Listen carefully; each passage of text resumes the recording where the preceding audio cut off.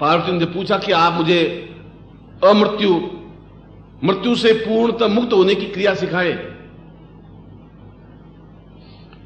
तो उन्होंने कहा कि अच्छी बात है, अगर तुम जिद कर रही हो तो मैं तुम्हें उन मंत्रों को स्पष्ट करता हूं जिन मंत्र के माध्यम से पांचों क्रियाएं होती हैं। और मैं पांचों क्रिया मैंने पत्रिका में लिखी है, या पीछे के पेज में लिखी है कि मैं 5 साधनाएं करवाऊंगा। भगवान शिव के प्रत्यक्ष दर्शन, कुबेर साधना, शिव सायुज्य साधना, अमृत्यु साधना, रोग मुक्ति साधना। क्योंकि व्यक्ति को इसी में और चाहिए क्या? वो जो रोगी है आप उसको पूछिए तुम्हें जिंदगी में सबसे ज्यादा क्या जरूरी है, वो कहेगा कि सारा घर लुट जाए तो मेरी तबीयत ठीक हो जाए, बस खत्म। जो निर्धन है उसको मालूम है पैसे का मूल्य क्या है, अमीर को मालूम नहीं हो सकता। इसलिए कुबेर साधना भी उतनी जरूरी है। और अमृत्यु साधना हम जब तक चाहे जीवित रहें इस शरीर में, चाहे सिद्धाश्रम में, उससे बड़ा सौभाग्य, उससे बड़ा आनंददायक दृश्य कुछ नहीं हो सकता। जब पार्वती ने बहुत जिद की तो भगवान शिव ने डमरू बजाया जोर से। डमरू इसलिए कि केवल यह बात मैं पार्वती को सुनाना चाहता हूं, पार्वती के अलावा यहां पर कोई मनुष्य, कोई पुरुष, कोई स्त्री, कोई पशु, कोई पक्षी, कोई कीट पतंग कोई रहे नहीं और कोई नहीं सुने, क्योंकि गोपनीय विद्या है। और उसी अमरनाथ में एक कबूतर और कबूतरी बैठे हुए थे, डमरू बजाए। डमरू बजाने पर सारे पशु पक्षी कीट पतंग तो उड़ गए, वो कबूतर भी उड़ गया, कबूतरी भी उड़ गई। 12 मील 12 कोस तक कोई भी जलचर या पशु या पक्षी या मनुष्य या स्त्री कोई नहीं। उस कबूतरी ने एक अंडा दिया था, उसी समय अंडा दिया ही था, अंडा पड़ा था। 5-7 मिनट बीते, जब शिव ने देखा कि अब कोई नहीं है तो पार्वती का सुन, अब मैं तुम्हें इन 5 साधनाओं की, जिन साधनाओं के माध्यम से पूरे संसार में सुख मिल सकता है, मनुष्य की इच्छा ही यही है। जो मनुष्य सामान्य व्यक्ति है वो स्वास्थ्य को चाहेगा, फिर थोड़ा ऊंचा उठेगा तो धन को चाहेगा, फिर ऊंचा उठेगा पूर्ण ग्रस्त सुख चाहेगा, फिर ऊंचा उठेगा तो अपने ज्ञान का प्रकाश चाहेगा, और फिर ऊंचा उठेगा तो अमृत्यु को चाहेगा, 5 क्रियाओं को चाहेगा। तो मैं तुम्हें अमृतत्व होने का मंत्र क्रिया समझा रहा हूं। उसी समय अंडा फूट गया, उसमें से बच्चा निकल गया। भगवान शिव सुनाने लगे। एक आदमी कहता है, दूसरा हां भरता है, क्या चाहे ऐसा किया? उसने हूं। फिर मैं ऐसा कर दिया है, तुमने सुना? उसने कहा हूं। तो महादेव कहते रहे, पार्वती सुनती रही। अमर कथा, अमृतत्व कथा, या वे मंत्र या वो साधना विधि। कथा का मतलब बस साधना विधि, कथा का मतलब कथ्य, जो कहा उसको कथा कहते हैं। औरतों को नींद बहुत जल्दी आती है, औरतों को जिद भी बहुत अधिक होती है, औरतों को नींद भी बहुत जल्दी आती है। और तुम में अगर थोड़ा भी गुण हो तो आप उनको नींद दिला सकते हैं कि अब तुम बहुत थक गई है, ऐसे आंखें भी बहुत भारी भारी लग रही हैं, तुझे कुछ पता नहीं पड़ रहा है, तो तबीयत पे इफेक्ट पड़ रहा है, और 2-3 महीनों से मैं देख रहा हूं तबीयत तेरी खराब, तुम थोड़ी रेस्ट कर ले तो फट हो जाएगी, 5 मिनट में सो जाएगी। अब तुम्हें गुण होना चाहिए, तुम कभी गुण, इसको ये एक्सपेरिमेंट भी आजमाओ। पार्वती ने कहा, शिव ने कहा क्या हुआ, तुम थकी हुई बहुत हो? उनको नहीं, मुझे अमृतत्व सुना, ये चालाकी नहीं चलेगी, पूरी अमृतत्व मैं सुनूंगी, ये मुझे ज्ञान चेतना चाहिए। उसने कहा फिर सुन। उन सुनाने लगे, वाह वहां हूं करती रही, उसने सुनाते उस समझाते गए। करीब आधी कथा हुई, पार्वती को नींद आ गई। नींद आ गई। भगवान शिव तो अपने भांग के पिनक में थे ही, भांग तो पिए हुई थे, आंखें बंद थी, क्योंकि चक्षुरुन्मीलितम ये ना। और उसने कहा कि उसके बाद में रीम बीज का हुंकार की दुनिया आती रही, वो कबूतर बैठा हूं करता रहा। और उसने कहा कि फिर रीम को इस ढंग से उच्चारण करना चाहिए, वहां से आई हूं। शिव जी ने कहा कि सुन रही है।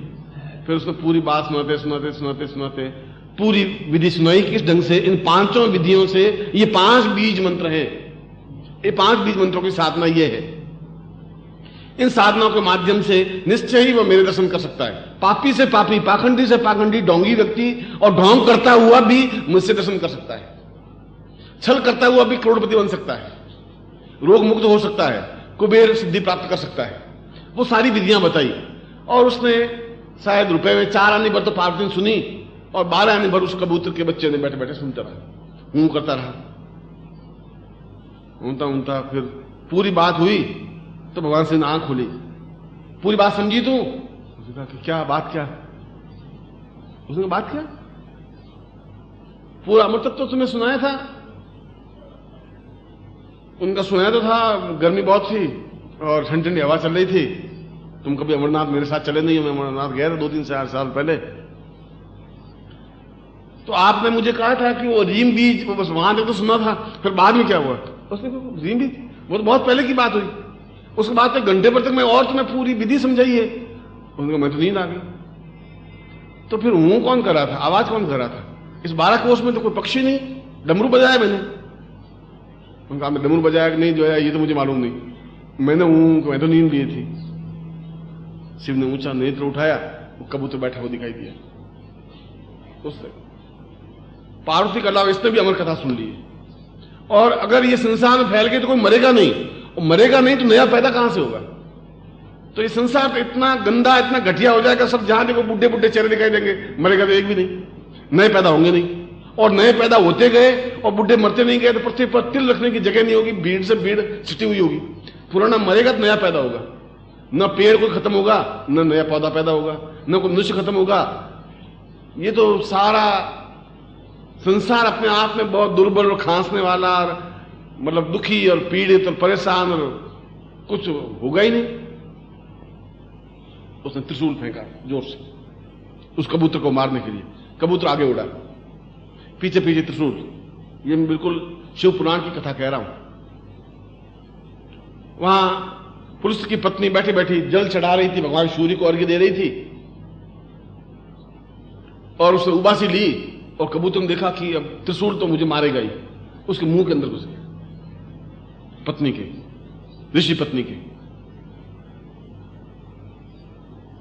भगवान शिव स्त्री को तो मार नहीं सकते, त्रिशूल रुक गया। भगवान शिव भी त्रिशूल के पीछे पीछे आए। उसने कहा कि मेरा शत्रु तुम्हारे घर में है, उसको बाहर निकाल, मुझे उसको समाप्त करना बहुत ज्यादा जरूरी है। अगर नहीं तो ये सारी सृष्टि का, ब्रह्मा ने सृष्टि निर्माण की है, ब्रह्मा ने सृष्टि विध्वंस की। अगर संहार होगा नहीं तो सृष्टि का निर्माण नहीं होगा। आज 1 अरब जनसंख्या है, और अगर 1 अरब जनसंख्या और पैदा हो गई तो वो भी 1 अरब, ये भी 2 अरब पैदा हो गई, फिर 2 से 4 अरब, 6 अरब, 8 अरब, 40 अरब, मरेगी एक भी नहीं, तो वो पृथ्वी टिकेगी कहां, खिलाएंगे कहां, रहेगा क्या?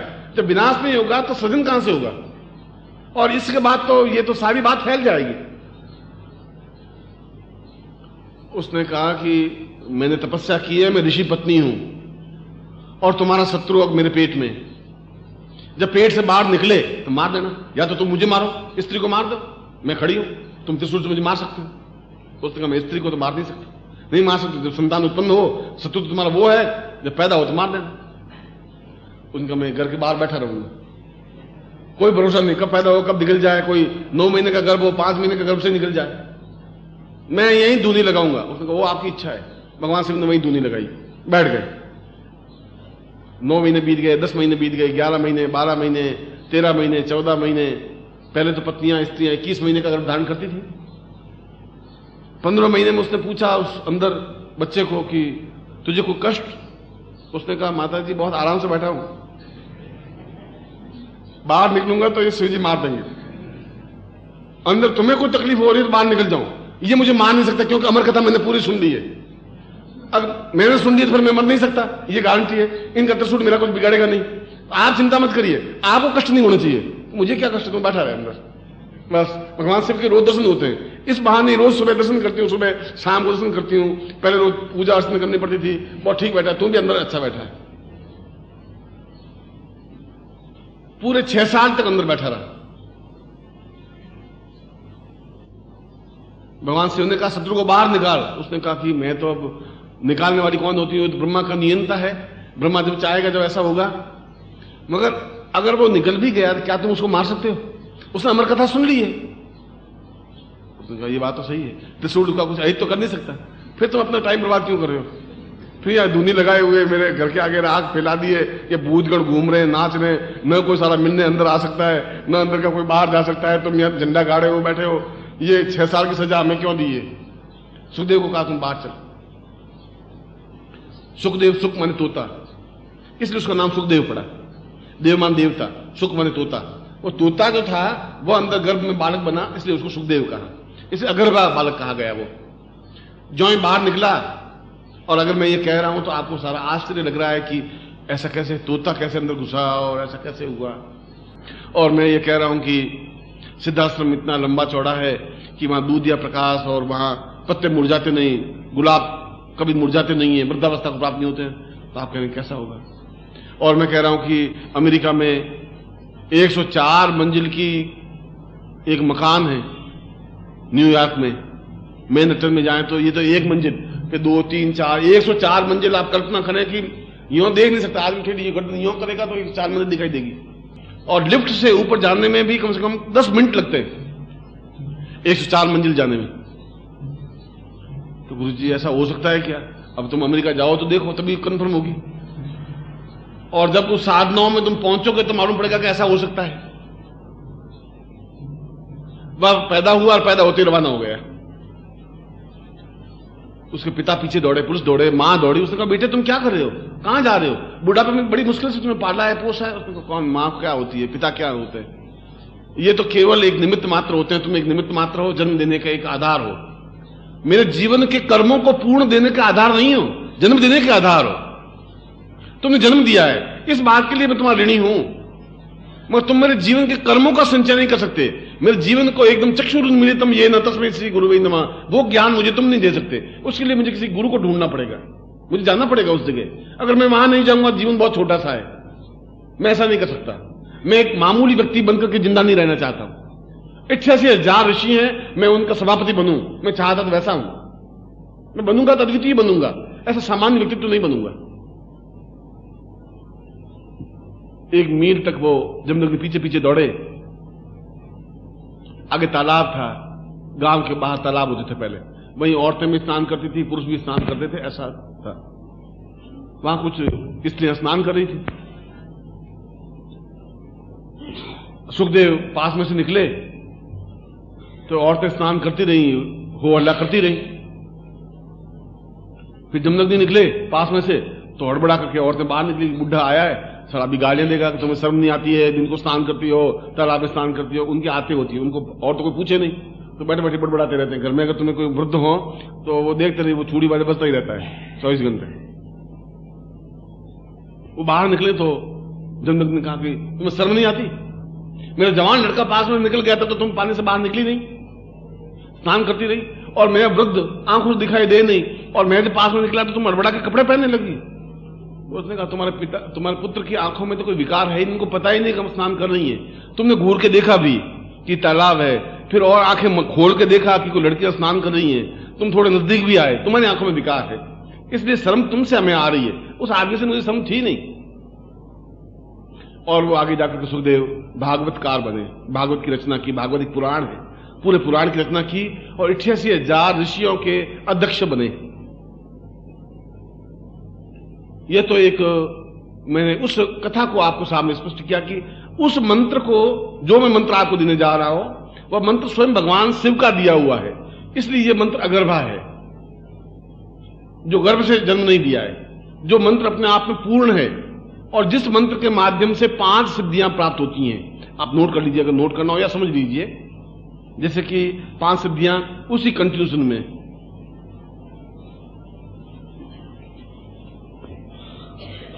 सबसे पहले तो कुबेर सिद्धि मंत्र,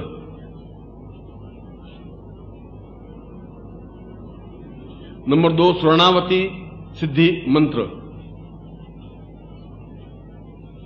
नंबर 3 अन्नपूर्णा सिद्धि मंत्र, नंबर 4 शत्रु संहारक सिद्धि मंत्र, और शिव प्रत्यक्ष सिद्धि मंत्र। शत्रु संहारक में रोग मुक्ति अपने आप में, रोग भी हमारा शत्रु है, निर्धनता हमारी शत्रु है। शत्रु का मतलब है जिस वजह से हमें तकलीफ होती हो उनको समाप्त करना, इसलिए उसको शत्रु संहारक कहते हैं। अन्नपूर्णा का मतलब है घर में परिवार में सुख शांति पूर्णता हो, पत्नी हो, पुत्र हो, बंधु बांधव, पूर्ण ग्रह सुख हो। कुबेर साधना का मतलब है ऐश्वर्य हो, धन हो, लक्ष्मी हो, हम खर्च करें, जीवन में कमी नहीं आए।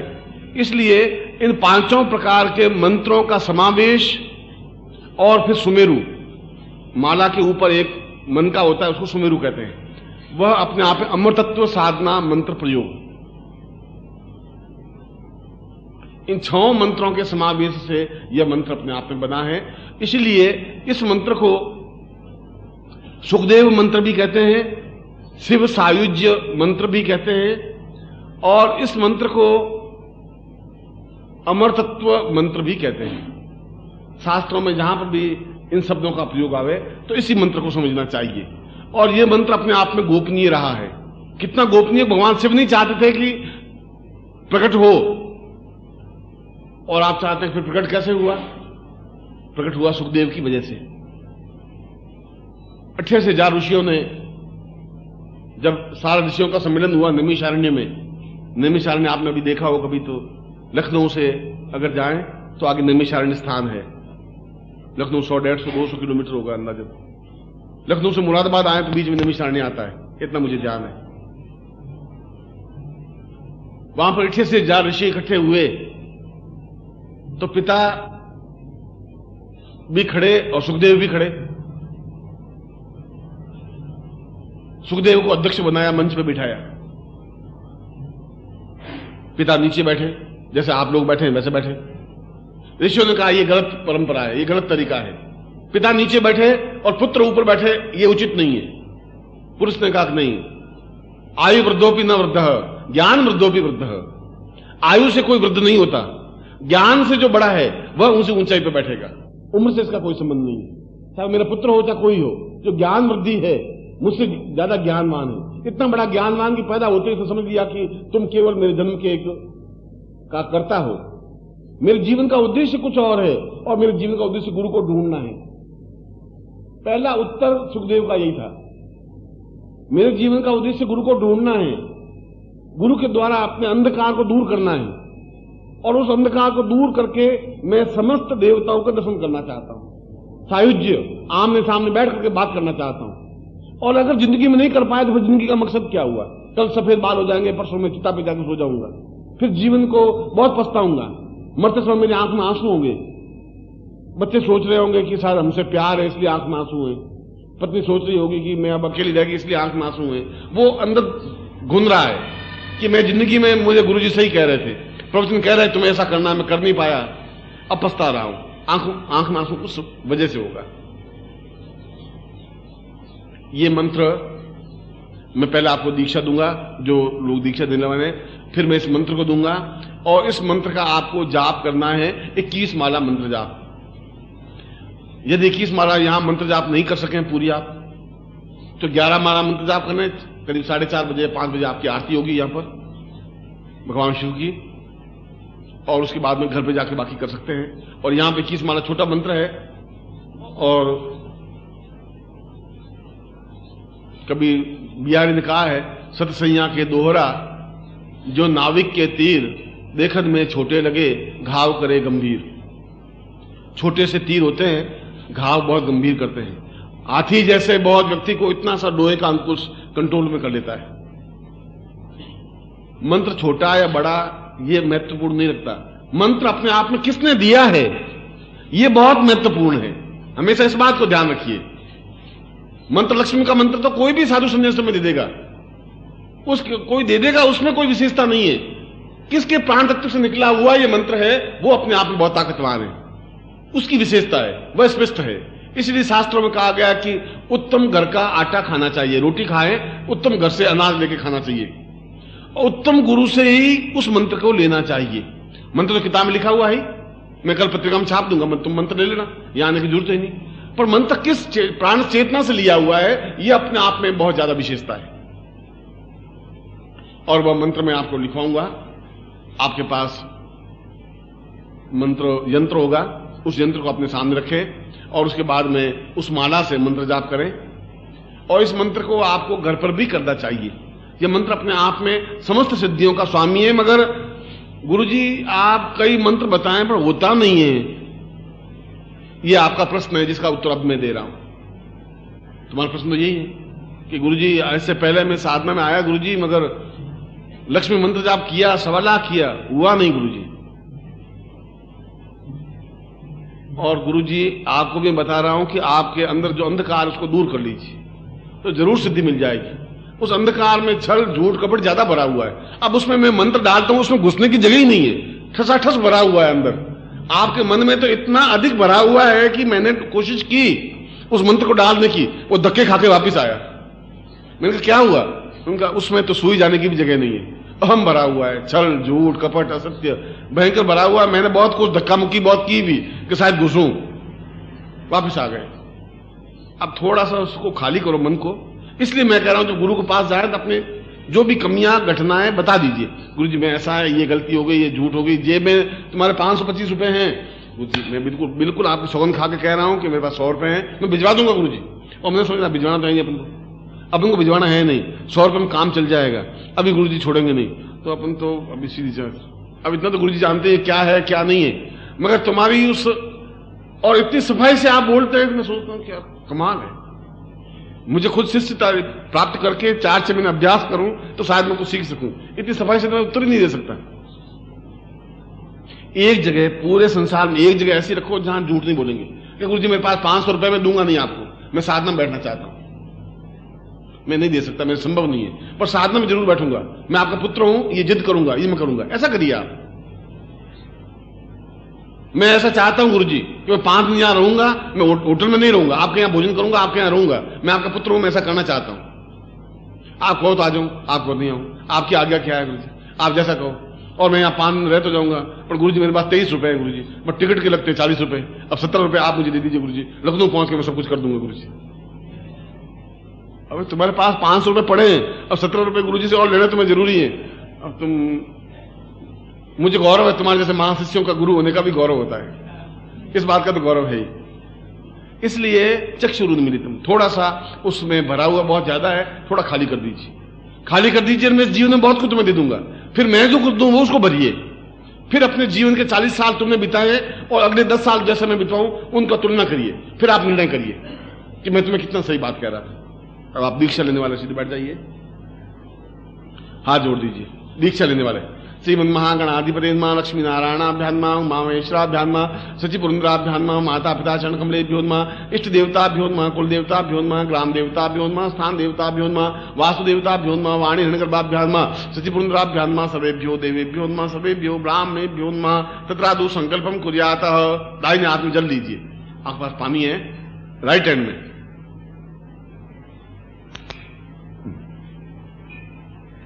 राइट हैंड का मतलब जीवन हाथ, उधर का हाथ। और तुम्हें अपना गोत्र याद होना चाहिए, और गोत्र याद नहीं हो भारद्वाज गोत्र, यानी तुम किस ऋषि की संतान हो, गोत्र का मतलब ये। ओम विष्णु बात से बरखंडे जमुदी पे शालिमान साके बौद्धावतारे समस्या समुद्र को समता 2000 श्रावण मासे अवश्यायाम कृष्ण चित्रे रविवासे प्राप्त सिंह प्राप्तम प्राप्त लक्ष्मण सरकार संहारणम सकल मनोकामना सिद्धतम लोके वासे भाय राजद्वारे सर्वत्र राजस्व विजय लाभादि प्राप्त सभाज पुत्रस्य सुमानस्य अखिल कुटुंब सदस्य सबसो समस्त भय व्याधि पीड़ा मृत्यु पर द्वारा आयु आरोग्य धातु था अमुक गोत्रोत्पन्नो, हम अपना गोत्र बोलिए, अमुक शर्मा, हम अपना नाम बोलिए। त्वाम शिशित्वम धारयामि मम प्राण चक्षु श्रोत्र घ्राण जिह्वा देह रोम प्रतिरोम त्वाम चरणे समर्पयामि त्वाम आज्ञां परिपालय त्वाम चित्ते मम चित्ते त्वम देह मम देह त्वम प्राण मम प्राण ताम पुरुषो निखिलेश्वरानंदांति नान सीमानि ताम पुरुषा ताम शिव सायुज सिद्धिं प्राप्ता निमित्तम सप्रत्यक्ष दर्शनाय समस्त सिद्धि प्राप्ता निमित्तम ताम संकल्पम कुर्यात पूर्तव्यम संपर्देहि। छोड़ दीजिए जमीन पर। सदा सदंजीवे में सदा गुणसुणयाम सदा सतम पब्रपाम सुज्ञोपदाम संपर्देहि। नारियल को अपने हाथ में ले लीजिए,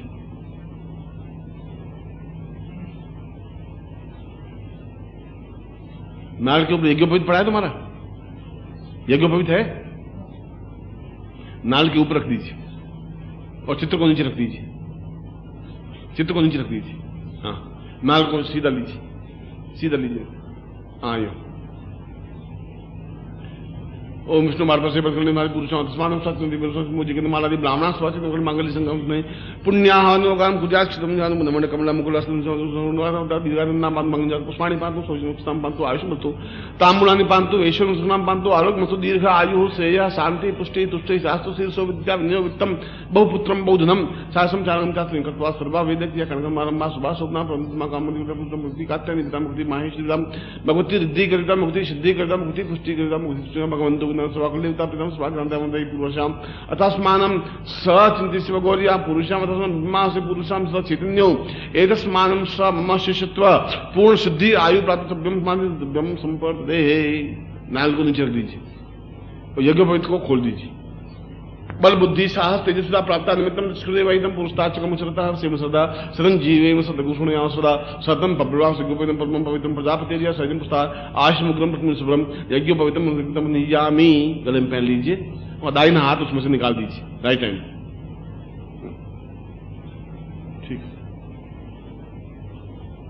ठीक है, बिल्कुल ठीक है। अगर किसी के पहले पहना हुआ है अगर तो उतार दीजिए, नहीं पहना हुआ तो कोई बात नहीं। एतावत् परितम ब्रह्मत्वं धातुं मया जीर्णत्या परित्याग होगा सूत्र यथासकम तस्मृति वर्ति गुरु मंत्रम दद्यात्। हम दाहिना हाथ सिर के ऊपर रखिए, बायां हाथ वक्षस्थल पर। बोलो ओम परम तत्वाय नारायणाय गुरुभ्यो नमः। ओम परम तत्वाय नारायणाय गुरुभ्यो नमः। ओम परम तत्वाय नारायणाय गुरुभ्यो नमः। चेतन था ओम ह्रीम मम प्राण देह रोम प्रतिरोम चैतन्य जाग्रय ह्रीम ओम नमः। तद गायत्री था ओम भूर्भुवः स्वः तत्सवि तुर वरेण्यम भर्गो देवस्य धीमहि धियो यो नः प्रचोदयात्। हाथ नीचे कर दो। ताम पुरुषम अथास्मानं सचैतन्यम परिपूर्णं मंत्रार्था सफला संतो पूर्णाम संतो नोर्था शत्रुनाम नाशोस्तो मित्राणाम उदित्वा ऋग्वेदोथ यजुर्वेद सामवेद थर्ण ब्रह्माकस्थान्त्यम हन्ति सर्वाम अक्षतान प्रस्तुतिम घ्नन्ति राचत्वारोर्ते लक्ष्मी आयु बुद्धि यशो बलम श्रीवर्ति स्मर्ग्यम मा विदत् प्रमाणं महीते धान्यम धनम पशुपुत्र लाभम समसम दीर्घमायु मम शिष्यत्वम सुख सौभाग्य धन धान्य ऐश्वर्य प्रदान तुभ्यम संपर्दे। हाथ नीचे कर दो। अब मैं आपको मंत्र लिखवा देता हूं, पेन दे। मैं मंत्र का उच्चारण करवा देता हूं क्यों गुरु मुख से मंत्र मिलना चाहिए। दो दाहिना हाथ ऊपर उठा दीजिए, राइट हैंड सीधा मेरी तरफ हाथ होना चाहिए। एकदम तना हुआ हाथ हो, यूं हाथ हो, मतलब यूं हाथ नहीं होना चाहिए, यूं भी नहीं होना चाहिए, बस ऐसा हाथ होना चाहिए जिससे कि आप शक्ति प्राप्त कर पाते हो, ऐसा और तना हुआ हो। बोलो ओम ऐं श्रीं ह्रीं क्लीं अम अमृतत्व सिद्धिं शिवाय नमः। ओम ऐं श्रीं ह्रीं क्लीं अं अमृतत्व सिद्धिं शिवाय नमः। ओम ऐं श्रीं ह्रीं क्लीं अं अमृतत्व सिद्धिं शिवाय नमः। अपने दोनों हाथ कर लीजिए और हथेली मेरी तरफ होनी चाहिए। ताम पुरुषावतस्मानं सचैतन्यम पूर्ण सिद्धिर्भवति वा पुरुषावतस्मानं सचैतन्यम परिपूर्णता मुक्षा पुरुषा अमुक गोत्रेभ्यो। अपना अपना गोत्र बोलिए सभी। अमुक शर्मा हम अपना अपना नाम बोलिए। तो आम गुरुत्व साम नान सीमानी तो निक्षुरानंदांति पूर्ण सिद्धि शिव साहित्य कुबेर साधनाम ऐश्वर्य साधना अन्नपूर्णा साधनाम लक्ष्मी साधनाम शिव साहित्य साधनाम अमृतत्व साधनाम पूर्ण सिद्धि ताम पूर्ण भाग भवेत साम ऐश्वर्य पूर्ण आशीर्वादाता कम पुरुषा माम तुभ्यम संपर्दे। हाथ जोड़ दीजिए। गुरु ब्रह्मा गुरु विष्णु गुरुदेवो महेश्वरा गुरु साक्षात पर ब्रह्मा तस्मै श्री गुरु चरणकमलेभ्यो नमः। ध्यान मूलम गुरु मूर्ति पूजा मूलम गुरु पदम मंत्र मूलम गुरु वाक्य मोक्ष मूलम गुरु कृपा मूकं करोति वाचालं पंगु लंघयते गिरिं यत्कृपातं वन्दे परमानंद माधवम। गुरुशरणेभ्यो समर्पयामि। त्वमेव माता च पिता त्वमेव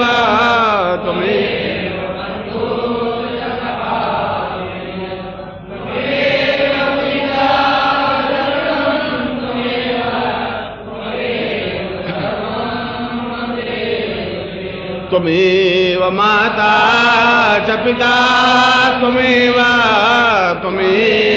बन्धुश्च सखा त्वमेव विद्या।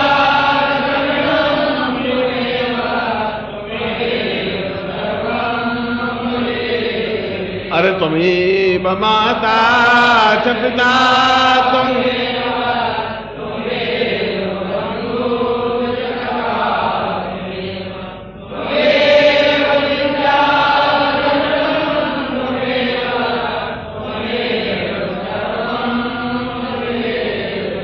अनयाम पूज्याम सांगा ईश परिवार सायुधाई शक्तिकाय मम समस्त शिष्यम पूर्ण सिद्धि वाभुंति प्राण तत्व सापुत्रभ्यम संपर्दे। आप सब लोग यहाँ आए, मुझे बहुत प्रसन्नता हुई है। मैं आपको हृदय से आशीर्वाद देता हूँ कि आपको सिद्धि मिले, सफलता मिले और आप अपने मन से पूर्ण प्राण तत्व से मंत्र चेतना जागृत करें। शरीर तो राजस्थानी का है, शेखावाटी का है। शेखावाटी एक इलाका है जयपुर के आसपास का, और वहाँ की आवाज बोली बड़ी मीठी है। मतलब वो मन से कविताएं जोड़ते रहते हैं, गीत जोड़ते रहते हैं। और चाहे कोई साधु सन्यासी साधना कर रहा हो, वहां सिद्ध योगा झील के पास बैठ करके और मार धमाधम वो भजन सुनाना कर देगा, उनकी समाधि टूट जाएगी। वो कहे तुम क्या कर रहे हो, वो सुने ही नहीं, वो अपना भजन सुना दे रहे। उसने कहा तुम ये क्या कर रहे हो, मैं समझती वो तो अपने 2-2.5 घंटे, उसने कहा मैं 2-3 घंटे गाता नहीं हूं तो मुझे रोटी नहीं पचती है, इसलिए मुझे गाना जरूरी हो जाता है। तो वैसा ही आवाज, वैसी मधुरता, मैं सोचता हूं कि कभी जिंदगी में प्रभु क्षण दें तो भूमा भाई को वहां ले जाकर सिद्ध योगा झील के पास, उसके पास बिठाएं, भाई अब तुम बराबर कंपटीशन कर तो अच्छा रहेगा। और आप लोगों को भी मेरा कोई प्रवचन नहीं है, और मैं कभी अपने शिष्यों को प्रवचन करता ही नहीं। प्रवचन का मतलब तो ये होता है कि दूसरों को वचन करने की क्रिया को प्रवचन कहते हैं। अभी तो स्ववचन भी नहीं हुआ है, प्रवचन तो दूसरे की चीज है। प्रवचन तो किसी को कुछ कहें, गाली दें, वो प्रवचन शब्द होता है, दूसरों के लिए कहे हुए शब्द। मैं तुमको कहूं, तीसरे आदमी के लिए कहूं, वो परवचन है, वो तुम वचन है, ये आत्मवचन है, वो परवचन है। मैं तो तुम्हें बात कर रहा हूं, और तुम्हें बात करने के पीछे मेरा मकसद यह है कि तुलसीदास ने कहा है कि एक घड़ी आदि में पुनियाद तुलसी संगत साधु की। अगर एक घड़ी और तुमने मान लो इतनी दूर से आए और इतनी दूर जाओगे, मगर उसको तुम समय में नहीं आंक सकते। समय में तुम्हारा आंकोगे तो तुम उसका मूल्य नहीं आंक सकते। गुरु के चरणों में तो केवल 5 मिनट भी तुम्हें मिल जाए, 4 दिन की यात्रा करने और 4 दिन की यात्रा वापस जाने पर, इस पूरे 8 दिन की अवधि में अगर आधे घंटे भी गुरु मिल जाए तो न मालूम किस समय कौन सा खटका स्विच दब जाएगा और सारी रोशनी हो जाएगी, कुछ कह नहीं सकते। पूरे जोधपुर का बिजली घर में अगर आप जाएं, मेन बिजली घर में एक स्विच है, एक स्विच को दबाते ही पूरे शहर में रोशनी लग जाती है, रोड लाइट्स वगैरह पूरी लग जाती है। और वो एक ही आदमी 1 मिनट में पूरी स्विच लाइट लगा सकता है पूरे शहर को, और पूरे शहर को अंधेरे में डुबो सकता है। न मालूम तक कब तुम्हारा स्विच दब जाए, तुम मैं स्विच दबाने के तैयार हूं, तुम मिलो ही नहीं, तो बहुत मुश्किल हो जाएगी। इसलिए जब भी आवाज दूं या नहीं दूं तो मैं दौड़ करके आना ही है। और ये बात भी डेफिनेटली है कि तुम अपने परिवार के हिसाब किताब को टटोल लो। तुम्हारे दादा परदादा, जितने भी पिता, जो भी वृद्ध गुजरे हैं, वो अपने साथ कोई रुपयों का कफन ओढ़ के गए नहीं। अगर रुपयों का कफन ओढ़ के जाते तो बिड़ला जी फिर 1-1 रुपए के नोट का कफन बनाते, बहुत सुंदर 25 मीटर लंबा 25 मीटर चौड़ा ओढ़ के जाते, पर वो भी जाते नहीं। और वो भी अगर सूती कपड़ा ओढ़ के जाते हैं तो वो डोम खींच के ले जाता है, वो भी डोम ले जाने देता नहीं, ऊपर तो कुछ जाएगा नहीं। जब ऊपर जाएगा नहीं तो बेटे अपने आप कमाएंगे, खाएंगे। तुम अपने जीवन को संवारो, अपना कहीं कहीं स्विच ऑन हो जाए। मैं स्विच ऑन करने के लिए तैयार हूं, मगर मैं तुम्हारे सीने को टटोल रहा हूं, स्विच नहीं मिल रहा है। प्रॉब्लम ये है, भरा हुआ है। मैंने सुबह ही कहा कि बहुत भरा हुआ है, और मैं तुमसे बहुत ज्यादा अटैचमेंट महसूस करता हूं। मेरा तुम्हारे बीच में कोई स्वार्थ का संबंध नहीं है, और मेरे तुम्हारे बीच में अगर कुछ है तो आत्मा का संबंध है। तुम नहीं समझते कि मेरी बहुत इच्छा है तुम्हें सिद्धाश्रम ले जाने की। समय इतना कम रह गया है कि तुम समय का हिसाब नहीं लगा सकते। कब क्या घटना घट जाएगी कुछ कहा नहीं जा सकता। और मैं 2-3-4 साल से अगर तुम्हें ये कह रहा हूं तो बहुत सोच समझ के कह रहा हूं कि हमें बहुत स्पीडली तुम्हें पैर भरने पड़ेंगे, बहुत स्पीडली चलना पड़ेगा। ऐसा नहीं हो जाए कि तुम एक ज्योति पुंज से वंचित रह जाओ, ऐसा नहीं हो जाए जिंदगी में, ऐसा मत कर रहना। बहुत तुम्हें बड़ी मुश्किल से तैयार किया है मैंने, और यहां तुम आए हो, मेरे लिए तो प्रसन्नता की बात है, मगर उससे भी ज्यादा तुमने जो मंत्र जाप किया है इसका फल मिलता ही है। मगर गड़बड़ ये होती है कि मैं अगर चाहूं कि मेरे जेब में 500 रुपए हों और मेरे ऊपर 10,000 का कर्जा है, मेरी इच्छा यह है कि मेरी जेब में 500 रुपए दिखने चाहिए, मगर 10,000 का कर्जा मैं रोज अगर 100 रुपए कमाऊं भी तो भी 10,000 में से कर्जा खड़ते करते करते करते साल भर तक तो मेरे जेब में 500 रुपए होंगे नहीं इकट्ठे। इसका मतलब ये नहीं तुम साल भर कमाए नहीं है, साल भर में तुम्हें रोज मेहनत करके 100 रुपए कमाए मगर कर्जे में खत्म हो गए। पिछले जीवन के पाप और दोष और गुरु अवज्ञा, इतनी अधिक कर्जा तुम्हारे ऊपर है कि तुम जितनी मेहनत करके कमा रहे हो कर्जा तो मिट रहा है, मगर एक दिन कर्जा मिट जाएगा, 500 रुपए इकट्ठे हो जाएंगे।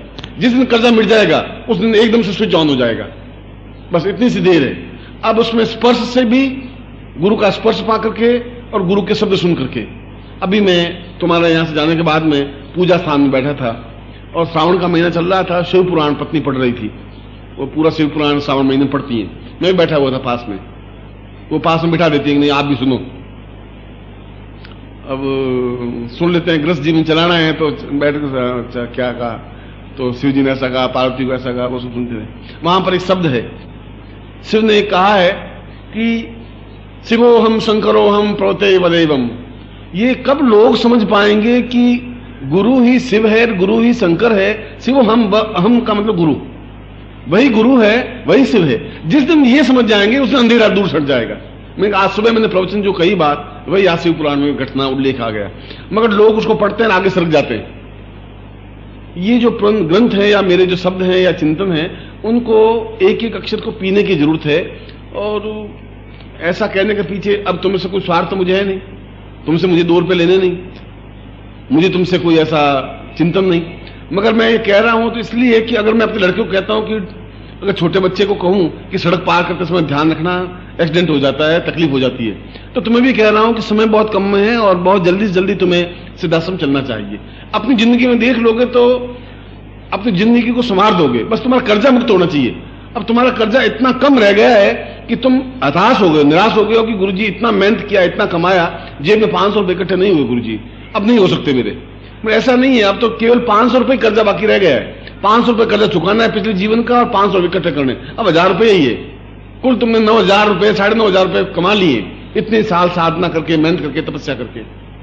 इसलिए जब भी ऐसा अवसर मिले, महीने में 2 महीने में शिविर हो, शिविर तो एक बहाना होता है गुरु और शिष्य का मिलने का, कोई अवसर, एक फंक्शन एक बहाना होता है। तुम अगर आते हो और नहीं आते हो तो तुम्हारे पैसों बचत नहीं होती है, तुम बेकार तुम सोच रहे हो, तुम पैसे नहीं कमा रहे हो।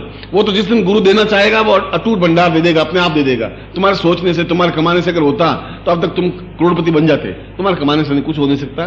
फिर मेरा आशीर्वाद है कि आज तुमने जो बीज मंत्र जाप किए उसका पूरा सुफल और मेरी तपस्या का अंश तुम्हें मिले और तुम्हें पूर्णता और सफलता मिले। मैं तुम्हें ऐसा ही आशीर्वाद दे रहा हूं।